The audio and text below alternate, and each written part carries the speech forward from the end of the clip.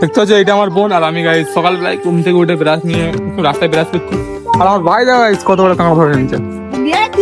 এই দেখো এই একটা কাঁকড়া, ওই একটা কাঁকড়া। আর গাইস আমার মা এখন বাঁধবে, তোমরা দেখো গাইস এগুলো কি কাঁকড়া বলে, তাই তো ওই এগুলো কি কাঁকড়া, আমার কি কাঁকড়া বলে মা? কেন না নদীতে থাকে তাই বলে ঘান কাঁকড়া বলে। তো ভাই ধরে এনেছে সকালবেলায়। কত বিক্রি হয় কাঁকড়াগুলো?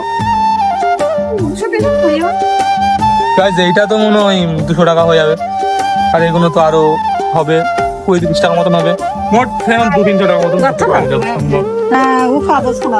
মা কাঁকড়া বাতির থেকে নাম নিল, এবার কাঁকড়াটা বাঁধবে। কাঁকড়াগুলো কে কে বেঁধেছে একটু কমেন্টে বল। তো কাঁকড়াটার দাম কত হতে পারে তোমরা একটু কমেন্টে জানিয়ে দিও।